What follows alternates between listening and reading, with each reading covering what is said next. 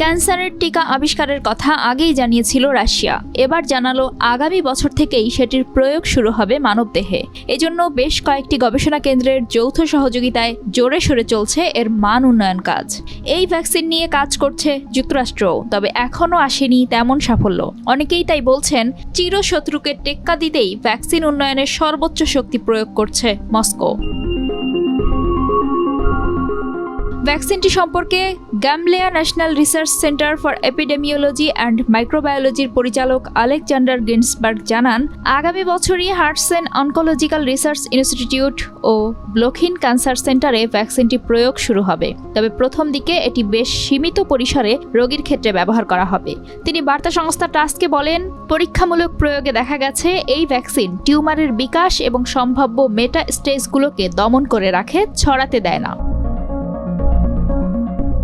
নতুন এই ভ্যাকসিনটির কার্যকারিতা প্রমাণে কয়েক ধাপে কাজ করছে রাশিয়া। মূলত 2022 সালের মধ্যবর্তী সময়ে কোভিড ভ্যাকসিনের ক্ষেত্রে mRNA প্রযুক্তির দুর্দান্ত সাফল্য আসে। তখনই তারা ক্যান্সারের ক্ষেত্রেও সেটি প্রয়োগের চেষ্টা শুরু করেন। mRNA ভ্যাকসিন আমাদের কোষকে একটি প্রোটিন বা এমন একটি প্রোটিনের টুকরো তৈরি করার জন্য বার্তা দেয় যা ভাইরাসের মতোই অবকাঠামোযুক্ত। ওই প্রোটিন তখন আমাদের দেহের ভেতরে একটি প্রতিরোধী ক্ষমতা তৈরি করে। পরবর্তীতে সেটি ভাইরাসের সঙ্গে লড়াই করে। এই ভ্যাকসিন তৈরিতে নেওয়া হচ্ছে কৃত্রিম বুদ্ধিমত্তা বা এআই এর সহায়তা। তাসের সঙ্গে এক সাক্ষাৎকারে আলেকজান্ডার গিন্সবার্গ বলেন, কৃত্রিম নিউরাল নেটওয়ার্কের ব্যবহার করে কোনো ব্যক্তির জন্য ক্যান্সারের ভ্যাকসিন তৈরিতে প্রয়োজনীয় কম্পিউটিং করতে 1 ঘন্টারও কম সময় লাগতে পারে।